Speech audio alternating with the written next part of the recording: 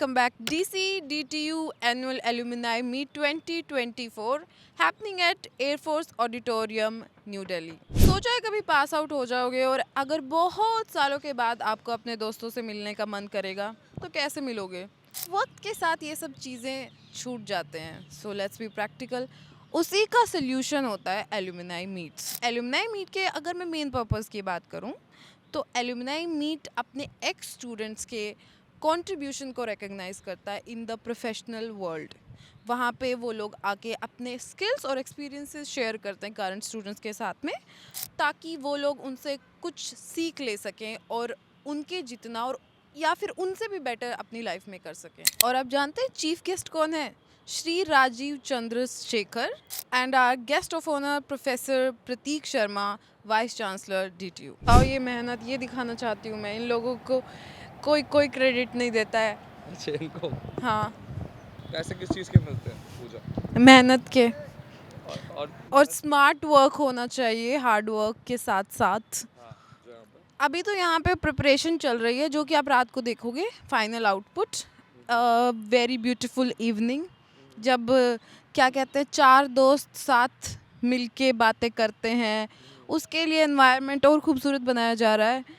जैसे कि आप देख सकते हैं ये चेयर, ऐसे ही इंसान को झुका हुआ रहना चाहिए, डाउन टू अर्थ, तभी आप आगे बढ़ोगे जीवन में.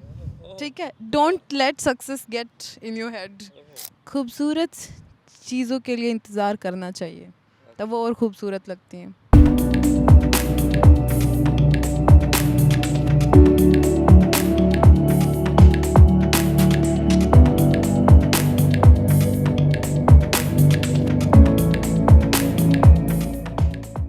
तो जैसा कि आप लोग देख सकते हैं मधुरिमा सोसाइटी, DTU की म्यूज़िक सोसाइटी ऑफिशियल, वो यहाँ पे रिहर्सल्स कर रहे हैं, साउंड चेक कर रहे हैं, क्योंकि 6:15 के बाद उनका परफॉर्मेंस होने वाला है.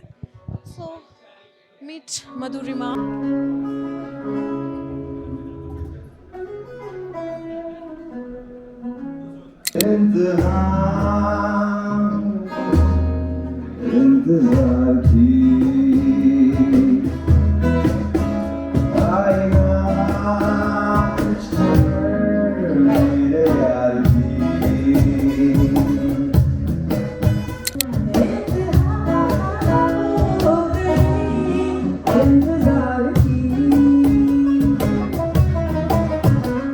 तो जैसा कि हमने आप लोगों को बताया था, एक खूबसूरत शाम के नज़ारे आपको देखने को मिलेंगे जब तैयारियां चल रही थी. तो देख सकते हैं आप, दिखाइए.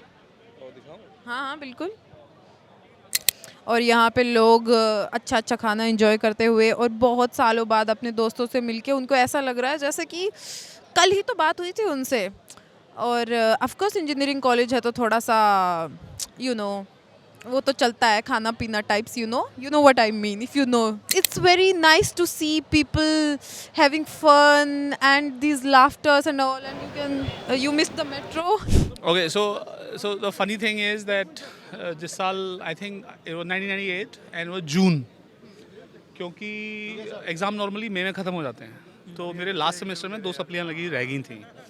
तो मैं और मेरा एक रवनीत मेरा बैचमेट था, उसकी भी सप्ली थी, मेरी भी थी, और हम नए कैंपस में थे. तो हम लोग ओल्ड कैंपस के लास्ट बैच हैं.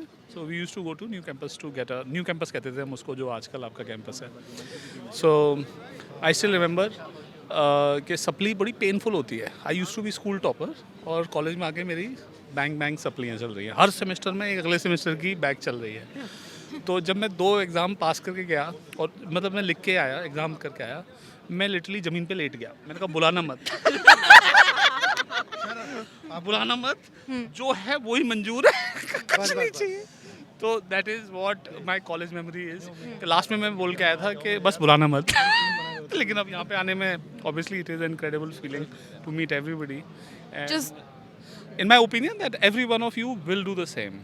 It is truly a feeling to come in the same family and fraternity that you grew up as bond, जहाँ पे आप unpretentiously anything नहीं आती बीच में. This is truly a privilege to have this large family, and thank you. Hi, I'm Sameer Grover, 98 batch, BE Civil DCE. Okay sir, so मेरा question आपसे है कि आपके कॉलेज डेज़ का कोई ऐसे मेमोरेबल मोमेंट जो अब तक आप भूल नहीं पाए हो, ऐसा कोई इवेंट हुआ हो? अरे क्या बात कर रहे हो?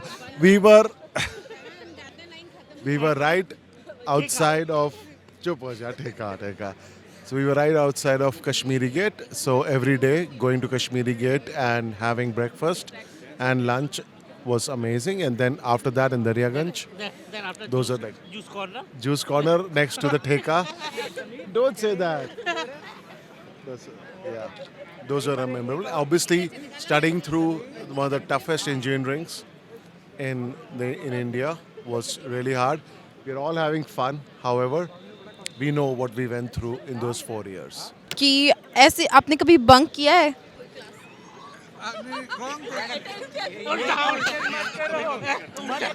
उल्टा कोई की बात अटेंड की Hold on, I had.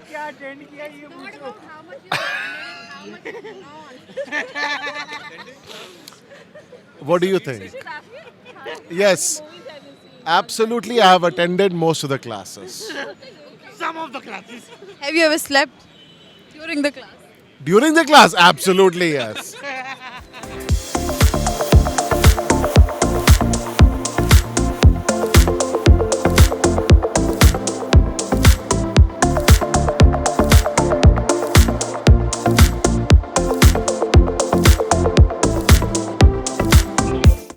Hello, ma'am. Hi. Can you introduce yourself? Yeah, I'm Captain Manju Minhas and I'm from batch 1988 to 92 and civil engineering department. We were Wow. in Kashmiri Gate when we were there. The campus was in Kashmiri Gate, not the new one. I'm Anju Bansal. My maiden name was Anju Agrawal. So again, we are same batch.